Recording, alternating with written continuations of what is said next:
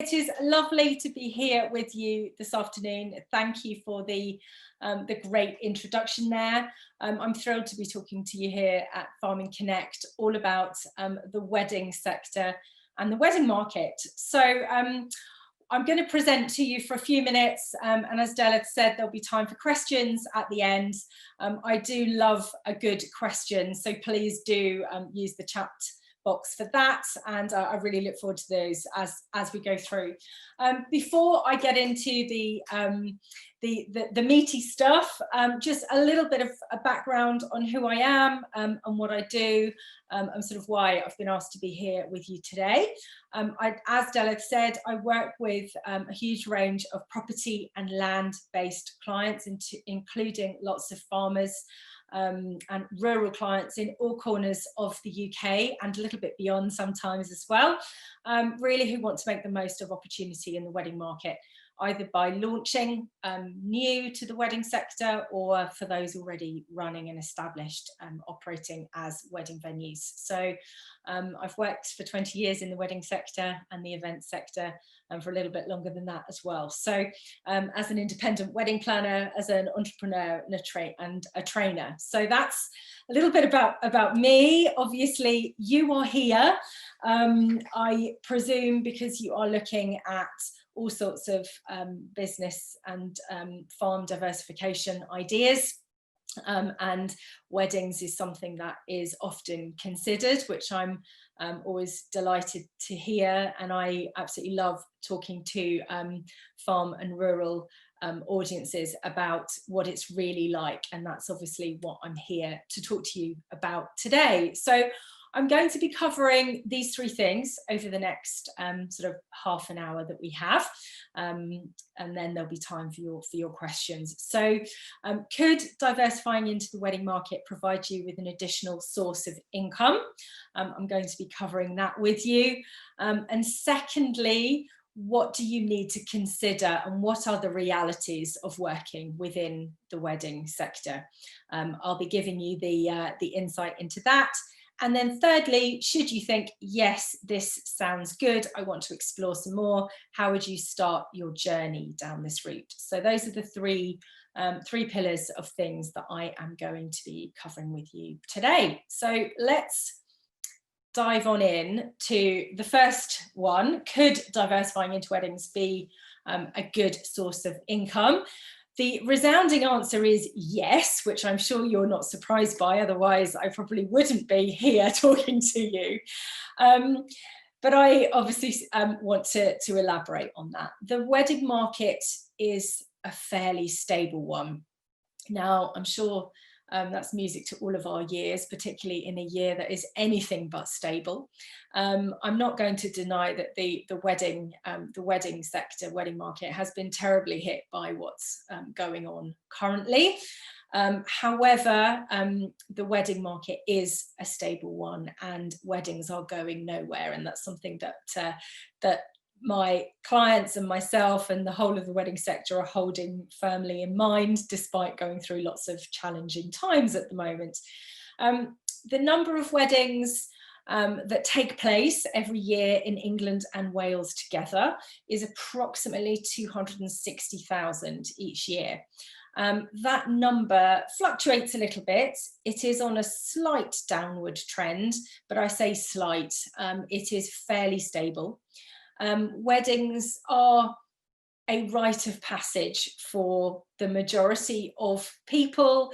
At some point in their life, the idea of a wedding tends to feature. It is a rite of passage that crosses all faiths, beliefs, cultures. So being part of a sector such as weddings is considered a fairly stable and reliable sector to be part of. And I think we all like the sound of that. Definitely the format and style of weddings is constantly changing and evolving, and I'll talk about that in a little bit more detail, but the event itself is very valued and relevant. To put it in the context of this year, although of course a lot of things have had to be cancelled, actually 70% of weddings haven't taken place, this year, are not lost. They're actually postponed and deferred until next year.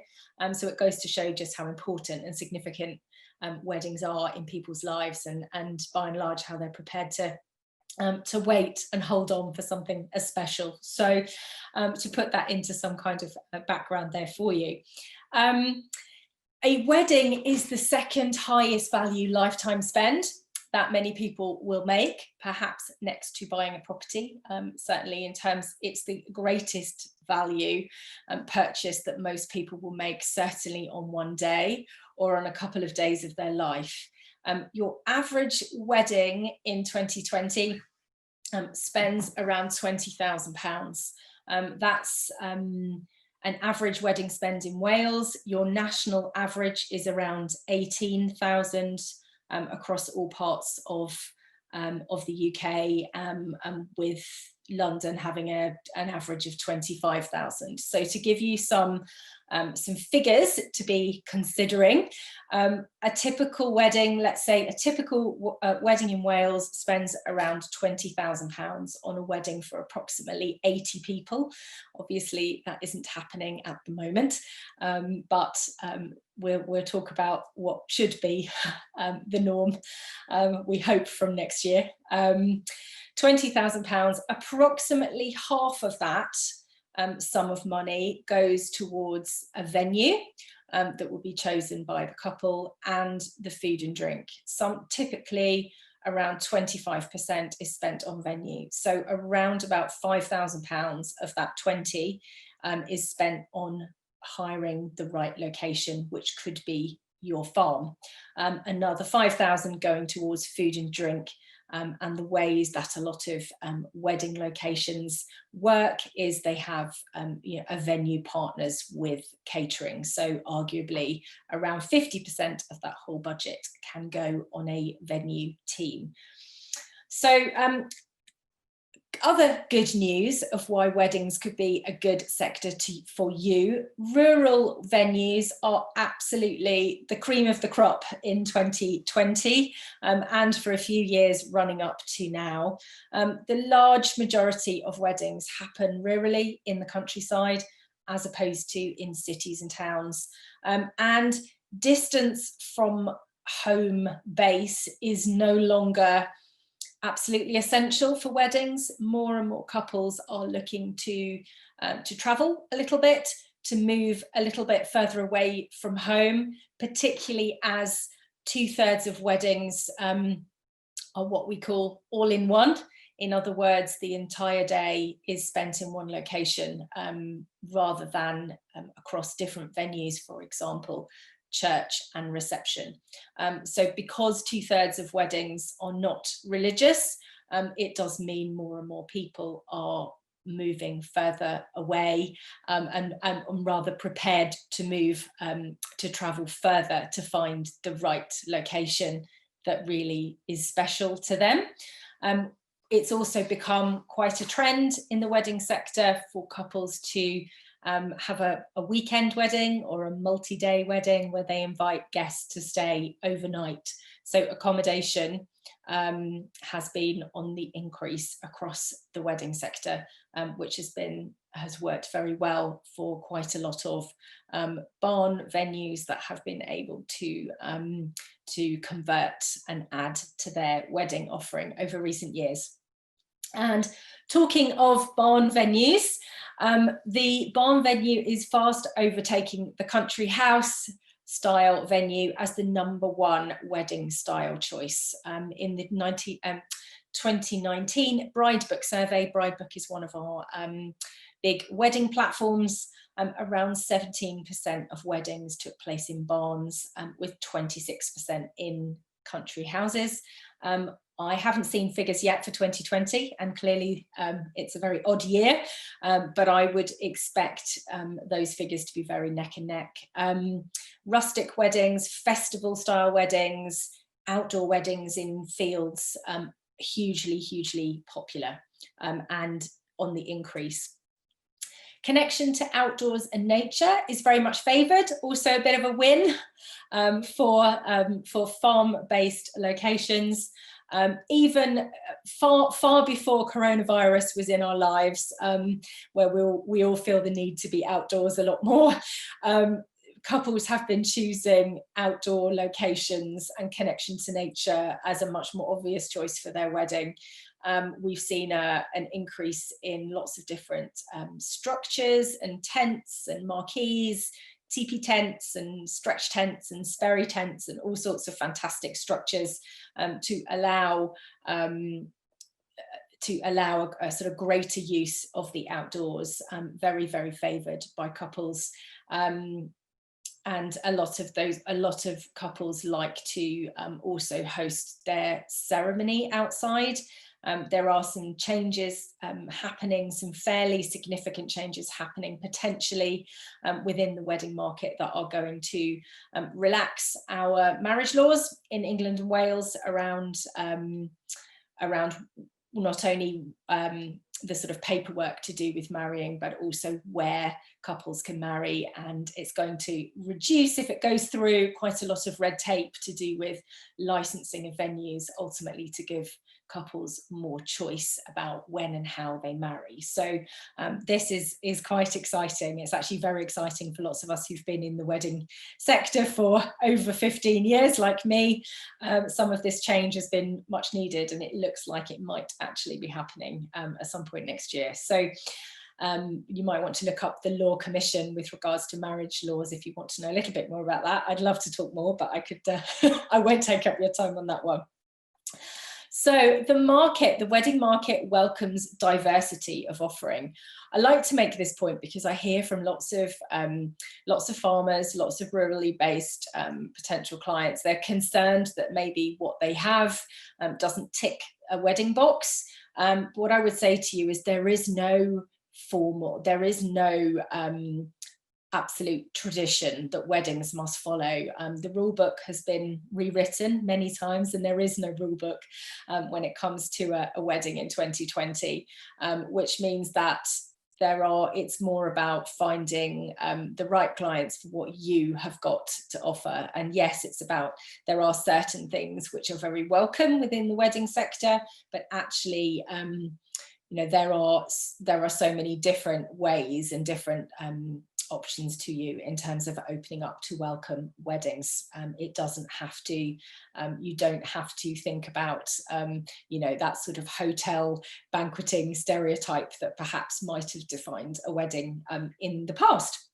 So I'm going to move on from at that point. That just gives you, I hope, a little bit of background on sort of what the opportunity might be, but I want to talk to you about what you need to consider and what the realities are actually like in terms of working in the wedding market, because it might all sound good, but you want to go in with as much knowledge and confidence as possible, and clearly it's a big investment of time, effort and energy.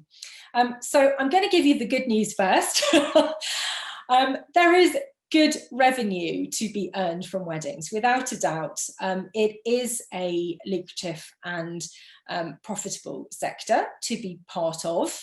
It does offer a good opportunity to get a good return on hiring out your land, and even more so if you have land with facilities and additional things added in to increase the sort of value of your offering. As I mentioned, around £20,000 is spent typically on a wedding day or a wedding celebration, with around 40 to 50% of that being available for venue hire, as we call it, and food and drink. So that's the good news. But the things that need to be borne in mind is it is not what I call a side hustle. It is very time consuming and demanding to be setting up as a wedding venue, or as a wedding host, or as you don't have to consider yourself a full wedding venue, but if you are hosting weddings, then that is how you're perceived by your potential clients.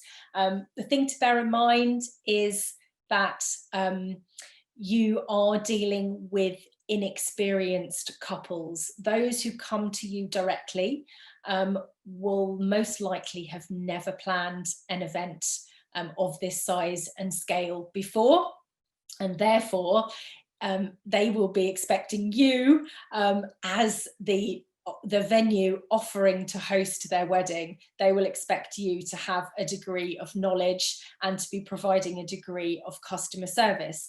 Now, that isn't to say that you need to do that personally. Of course, that is probably not going to be what you want to do or what you have time to do, but you will need to have appropriately considered who will provide that event management service. So it may well be partnering with an event management company, with a catering specialist, or otherwise bringing in support to make sure that you are providing that customer service, and there is no getting away from that. As I've just said, high level customer service needs are very expected in the wedding market. Linking it back to my points about spend, it is the second highest spend that people will make in their life, probably the biggest spend they will make on one day. So as you can appreciate, they will be demanding and they will expect a really good level of customer service right from their initial inquiry right the way through to waving them off at the end of the wedding. Now, there are different ways that landowners and property owners operate, but ultimately you are when you are hosting something on your land, you are responsible for what goes on that land. So I always urge people, no matter whether you are outsourcing some of that and partnering with others to deliver it, that you actually very carefully enter the market and make sure that that you are in control and that you know exactly who you're partnering with, that they are, doing things professionally as much as possible. To give you an outline of when I talk about high level customer service, some of the stages that you need to go through when you have a wedding booking. Marketing is it's essential to market and promote, and there's a lot of there's a lot of things that need to be done when you're appealing to an audience with an average age of 30 who are very digitally aware, digitally savvy. So things like excellent websites, very good branding and photography, and all of those things are very, very important. So there's a lot of marketing that needs to happen in order to generate inquiries. We call them wedding inquiries. To give you some sort of idea, around about 4% of all wedding inquiries actually convert to a booking. So there's an awful lot of work that needs to be done in what we call the sort of sales process to take an inquiry, first of all, to get that inquiry, and then to take them through the process. Normally, a couple will want to visit their potential wedding venue or wedding space, certainly at least once, normally twice, sometimes a little bit more, to plan all of the details. So that's something that you have to think through in terms of who is going to do that.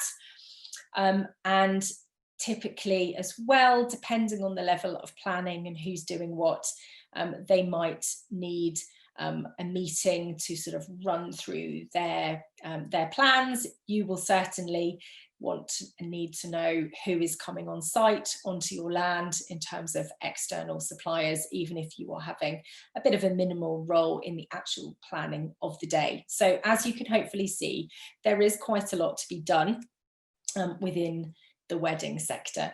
It is a long-term commitment.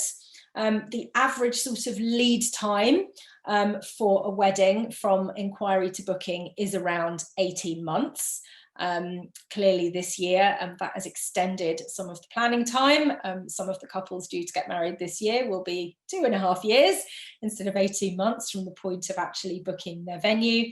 But also we're seeing quite a lot of shorter lead time, very quick weddings happening. So we've got clearly a mix-up of the market at the moment, but in general, it is a long-term commitment and people do plan ahead. So it is competitive. When I started in the wedding industry sort of 17 years ago, there were far less venues and locations than they are now. Many more hotels. Hotels made up the majority of the wedding market. But as more and more rural venues, barn venues in particular, have become available, and lots of independent houses have been able to get wedding licenses, there is a huge amount of competition in the wedding venue market, which is fantastic for couples, but does make it competitive for those marketing their properties within. So it is something, it's not an easy route to financial success. I wish I could say it was. Sometimes it's leveraged against the wedding market that it is, lucrative, and sometimes the media like to say that, the wedding sector is ripping everyone off with high prices. Actually, it's not the case. There is a lot of work that goes into hosting a wedding, it's that's my view on that one. But it is competitive. It's really important that in order to stand out, you have to have very good marketing and really good digital awareness. Lots of very good couples who are seeking and planning a wedding now. Average age is around 30. They are used to being online. They are used to looking at wedding blogs, things like Pinterest, all of social media. They are bombarded with beautiful wedding imagery, and that's something that's very expected from all of those who choose to be in the wedding market. So it's maybe another downside, but just something I like to be clear on, to give you the full picture. Weddings are clearly not a repeat business model. You don't tend to get the same people coming back for another wedding. That is a downside. A lot of business models operate on a repeat customer. That is a big negative towards the wedding sector. Although clearly you have an opportunity, if you build good relationships with customers, that they may become customers of yours across other business activity that you are involved with. I have some farm-based clients who are also gin distillers and operate B&B stays and holiday stays and all of those kind of things. So arguably those wedding couples can become long-term loyal customers, but certainly not planning another wedding. As I've mentioned, there are big responsibilities if you decide to get involved in weddings. It is more complicated than opening the gate to your field. It's really important that you are aware and responsible for what is happening on your land. Really important to have the relevant insurances, the relevant health and safety procedures and cover that's in place, and the relevant levels of staffing, and security, certainly those licenses as well that allow you to operate, not only in actually being licensed for wedding ceremonies, but in operating and hitting your sort of obviously your local planning laws, etc. So really important that you go through all of those processes, and vitally you will, if you open up to host weddings, want to pay really good attention to the suppliers that you partner with, in particular anybody who's putting up additional structures on your land, marquees, tents, etc., and anybody who is catering, which will be the two biggest external suppliers that you are most likely to work with. So really important that you have a good framework in place to work with them.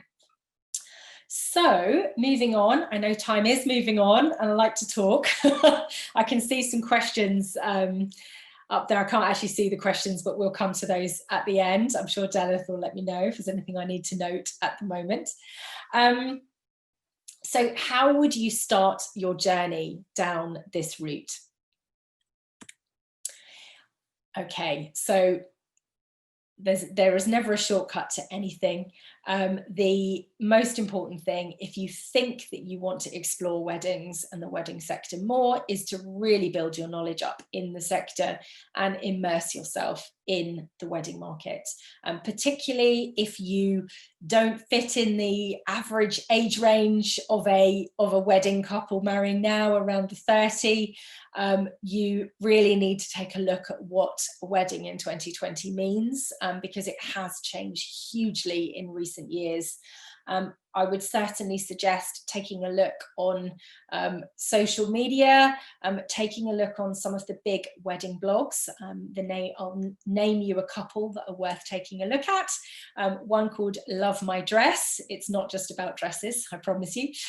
Love My Dress and Rock My Wedding. If you had a quick read of those, you will get a really good kind of insight into the variety of weddings and, you know, where things are, and start to build your knowledge in that way.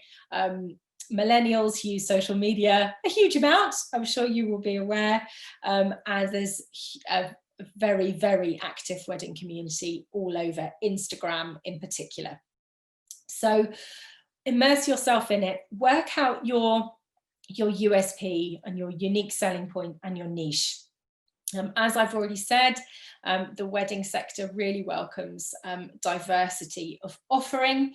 It doesn't mean you need to, with what you have and with what your farm offers and what your land offers, it doesn't mean you have to appeal to all people. In fact, you want to really work out who your ideal client is, who your ideal couple is, and then work it from there in terms of what they would expect, and really, really focus on that right from the off.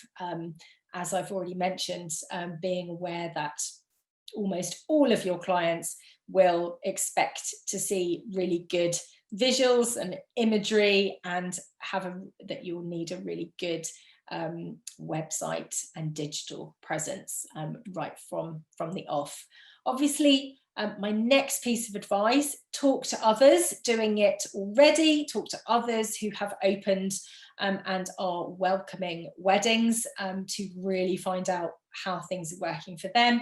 In particular, talking to people out of area and who are probably more likely to be happy to talk to you and share their pearls of wisdom. So do talk to others about how they have found things. I work with a number of farming families. Some of them have been in business less than a year, but I have other clients who have been diversifying for nearly 20 years and hosting weddings for a big chunk of that. So you know, clearly things have evolved over the years, and some of them have got, of course, great experience and knowledge to share. Clearly, as is relevant for all business diversification, looking at what funding is available to you for supporting in this. In particular, I've really emphasized the need for digital marketing and good websites. I was talking to one of my clients in North Yorkshire yesterday, and they've managed to secure a grant available for digital marketing to support them in a brand new website, which they're delighted about. So I'm sure you will be aware of some of the options available to you, but well worth considering, of course, right from the off. As well as talking to your local planning team.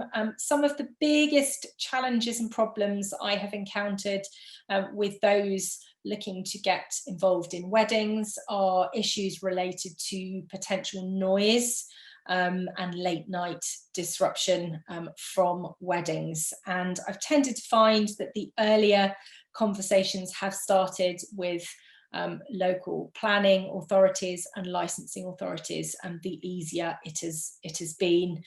Sometimes when that has been tackled later down the line, assumptions have been made, sometimes incorrect, about you know, sort of volume of events planned and you know, what the plans might be, and you know, problems have kind of occurred where they could have been nipped in the bud, I'd like to say. So talking to your planning teams as early as possible. And then I'm going to say this one, of course, but take a look at hiring some expert advice, looking at a consultant.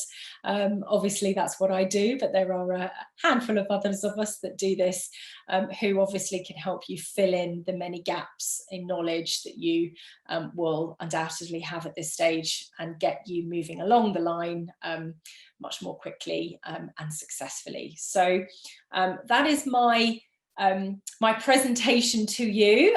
Thank you for listening.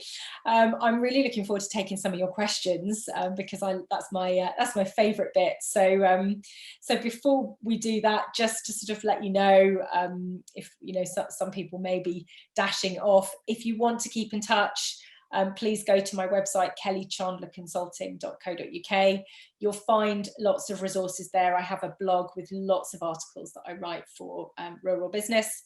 And then, of course, you can find me on social media to keep in touch with what's going on. So I will hand over to Delith, who's probably got some questions for me, I hope. Yes, thank you very much, Kelly, for your presentation. We've got questions for you and they're still coming in, so keep them coming. Great. We'll go to the first one. When offering a wedding venue, would you recommend that we offer bar and catering facilities in the package, or would people prefer a venue only and then they find, you know, the bar and catering themselves? Good question. Thank you for that. There isn't one route for all. There has been a trend over the last 5 years for more venues to start up offering more sort of venue hire only, and then couples have the choice of bar and catering. But actually, I'm now seeing it go slightly back the other way, where things are being a bit more included, and particularly, you know, obviously I work with venues are my clients. Ultimately, there's good money to be made from, particularly from hosting the bar in-house. So, you know, what I tend to find is sometimes people start up and they outsource it. So they work with a bar company and a caterer separately because it's easier, because it isn't what they're familiar with doing. And then they get to a certain level and they maybe are hosting 20, 30 weddings. And then they think, actually, we'll take this in-house because we can make some more profit from it. So yeah, there isn't one route. Sometimes easier to start up without the responsibility, but there's definitely more money to be made if you do it in-house. Lovely, thank you. And then with regards to advertising, where would you advertise your wedding venue? What kind of platforms? Sure.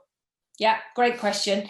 If I would, in 2020 and beyond, I would spend every penny that you have allocated to marketing and promoting your venue, spend it digitally.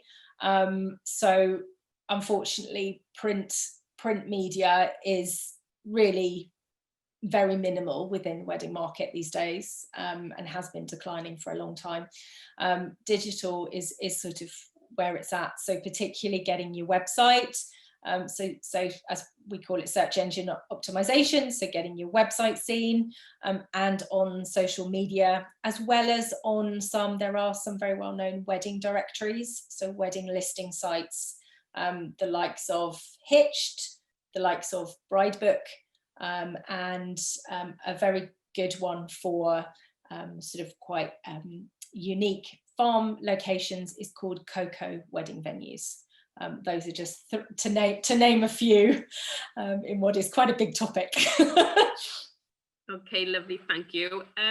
What's the common size of a wedding these days? So what size venue would you recommend people converting into? What's the average these days? Okay, well, very specifically right now, of course, we're seeing some very, very small weddings, some micro weddings. I know we're restricted to 15 at the moment in England. I think you're restricted to 30 in Wales at the moment, although of course I know that's changing all the time.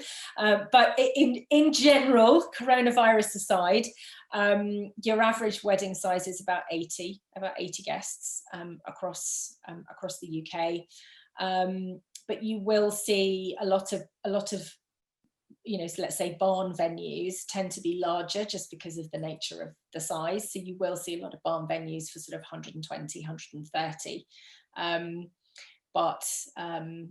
I think there are also venues on the market that specialise in weddings for 50. But if you want to cover all options, probably being able to accommodate 100 is ideal. Yeah, lovely, thank you. And do you see a different trend within weddings, following COVID, because you've had to take numbers down to 30 or 15 or whatever? Do you think it'll stick like that, or do you think people will want to go with the average or bigger wedding? We had actually pre-coronavirus been seeing a bit of a downwards trend in terms of guest numbers. I mean, it was quite slight, but we were seeing numbers getting a bit smaller for a combination of reasons, really. Some of them being that as I mentioned in my presentation, a lot of people quite like the idea of having less people but more time together. So sort of going away and having, staying somewhere for a couple of nights and having a big wedding day as part of that. And that sometimes means reducing the numbers. There's also been a bit of a trend for elopements. So very, very small weddings, literally, 2 plus witnesses. But those prior to this year were quite small trends. But I think moving forward, we are going to see more smaller weddings, much smaller weddings for a long time to come. There will always be people that want large. So I'm not saying that forevermore that we'll have weddings for 30, because I know that there's a lot of people that can't wait to have a big party, myself included. But I think we will see more a bigger slice of the pie going to smaller weddings for 30, 40, 50, which actually gives more opportunity for some venues that just have smaller spaces. So I think it's variety, which is good.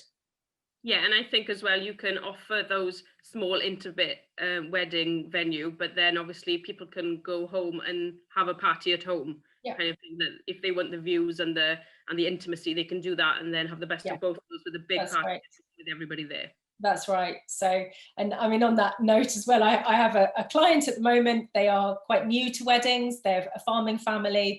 They have done some work on their barn, and actually they are, in a funny kind of way, quite happy that they are at the moment restricted to only having 15 weddings for 15, because actually that allows them to build their experience a little bit more easily, because it's clearly easier to host 15 people than it is 100.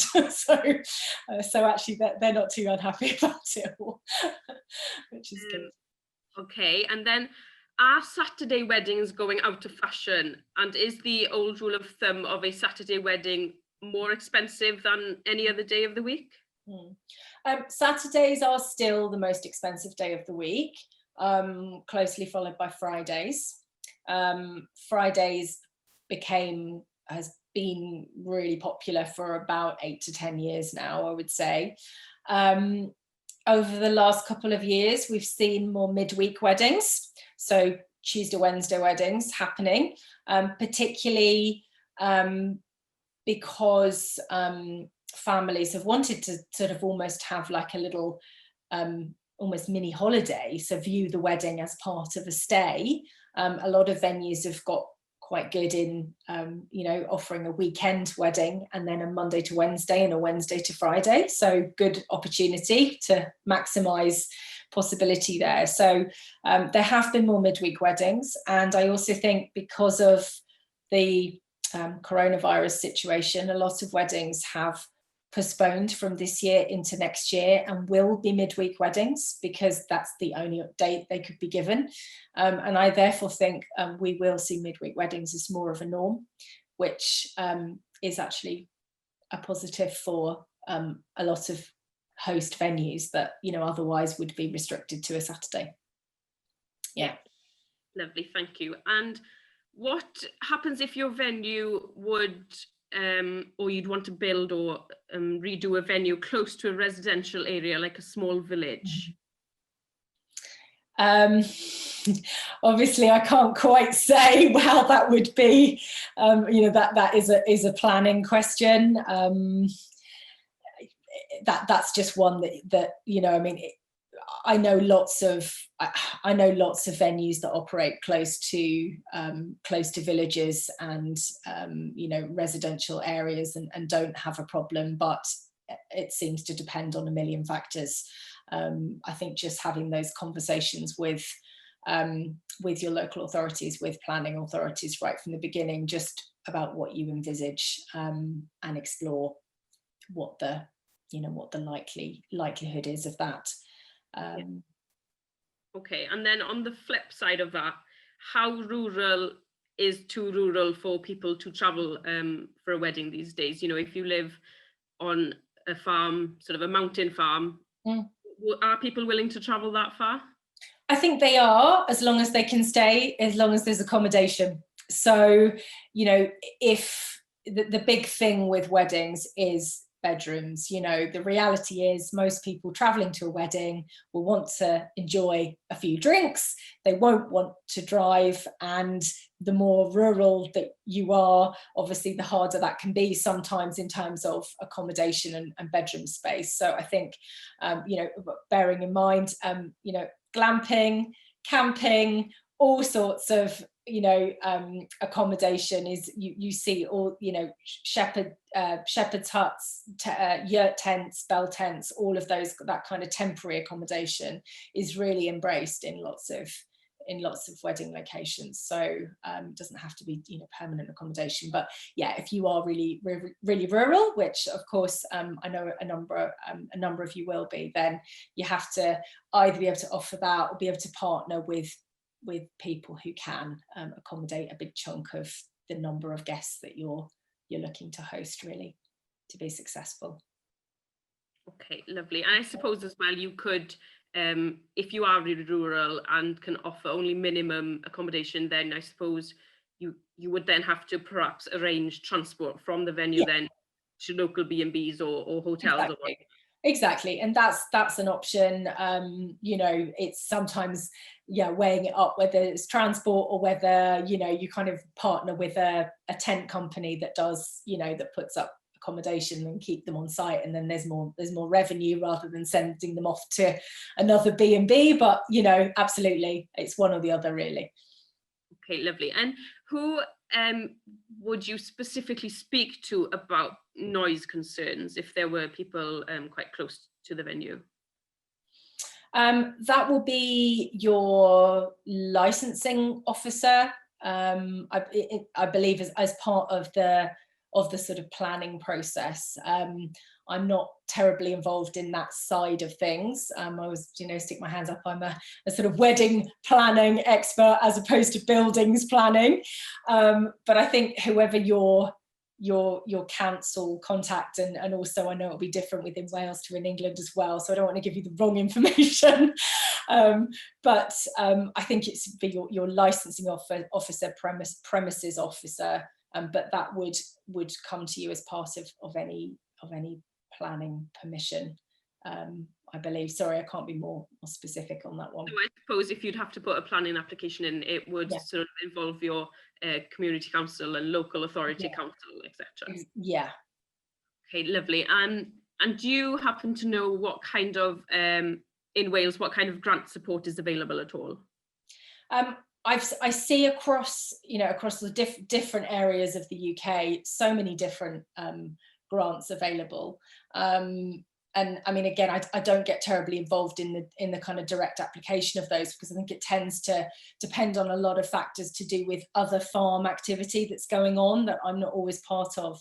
But I think, that there isn't one sort of portal that I would suggest. I don't know whether you as Farming Connect have that sort of central access to grants. There isn't, as far as I know, a sort of access to wedding and events kind of grants. They tend to be more a little bit more diverse than that, but I don't have specific details, I'm afraid, of anything specifically for Wales that I know of, but it tends to be very local council based, I think, to a certain extent as well, and different areas, which doesn't help, I know. Yeah, so there's probably lots of funded advice out there, especially, well, obviously as Farming Connect we offer funded advice mainly, as opposed to grants, but then obviously you could always go to Business Wales or the government for any information, or as Kelly said, your local council on their websites, any grants and sort of support are available on their website mainly. Okay, so would there be any business rates on an agricultural barn for weddings? Business rates on agricultural barn. I know that a lot of my clients qualify for the small business rates exemption. Majority of them are, ultimately are exempted from business rates on the basis of being being a rurally based business. I think that depends on proximity to the closest town. So again, I'm being a little bit vague on that, but yeah, not many of my rural barn clients need to pay business rates. But again, as individual circumstances, so I don't want to. There are lots of factors that come into that, and I can't obviously say on individual circumstances. No, that's fine. Do you think that diversifying into wedding venues is underutilized in Wales? Yes, I do think I see less diversification, less let's say barn locations in particular, less pop-up sort of venues happening in Wales than I see certainly in other parts of England, or in other parts of the country, I should say, rather than other parts of England. That's completely wrong. I do apologise. It's completely wrong. So other parts of the UK, I see more variety, more diversification happening, and different options, different styles of wedding venue happening. So yeah, I think there's an opportunity there. Yeah, so which ties into the next question. Do you see Wales as up and coming in offering unique wedding venues for Londoners, as opposed to, you know, Cornwall and your Yorkshire and your rural areas in England? Is there something specific?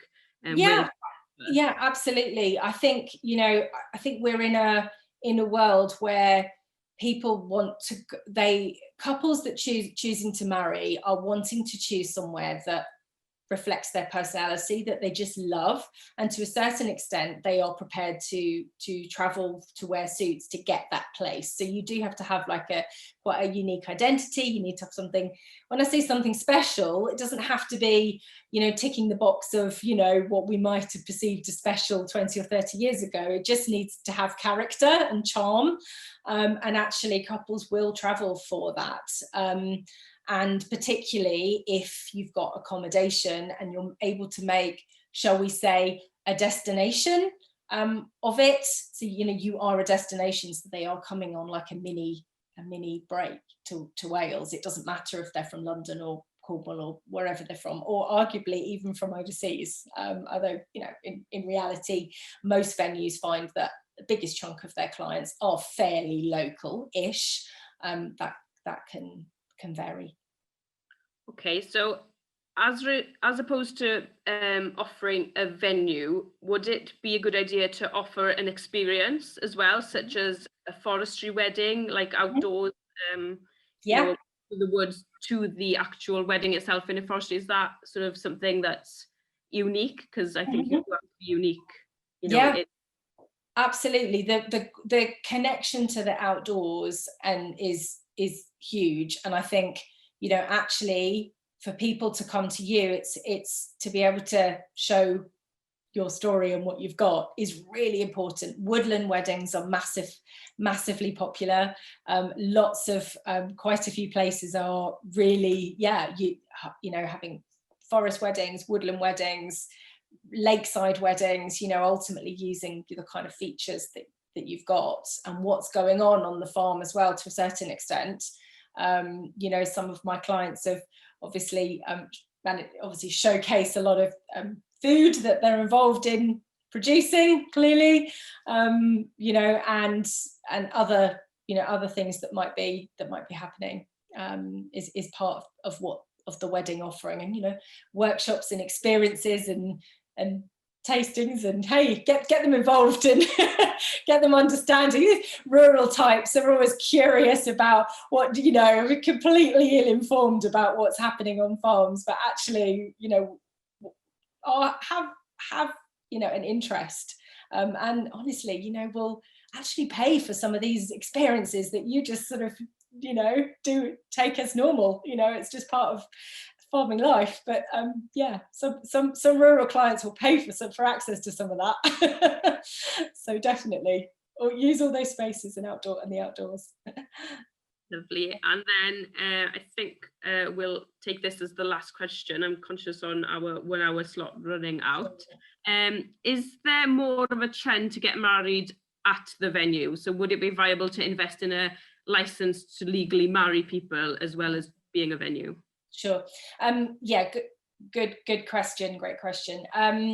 Yes, about 2/3 of weddings are what we call sort of all-in-one. So actual ceremony at the venue, followed by whatever, you know, drinks, dinner, party, whatever might be happening. That is definitely the preferred in 2020.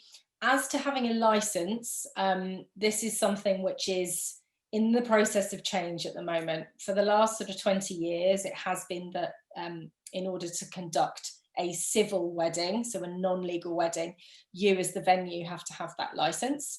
But there are proposed changes coming by the Law Commission that will affect weddings in England and Wales.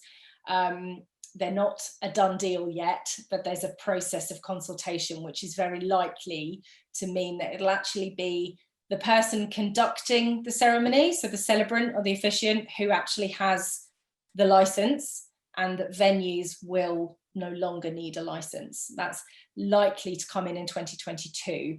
But as I say, it's likely. Don't take it as a done thing, because it is going through consultation, but it's very likely to be what happens. So I wouldn't say to anyone to rush into getting a wedding license at this stage if you are brand new, because it is quite costly, and actually we may find literally within a few months it's all changed. Okay, lovely. So diolch I chi Kelly am y cyflwyniad, a diolch I chi'r gwylwyr am wrando, a mwynhewch gweddill y dydd. Thank you so much, Kelly, for your presentation and for answering those questions. Thank you to the viewers for listening and watching the presentation, and I hope you enjoy the rest of your day. Thank you. Thank you. Thanks very much.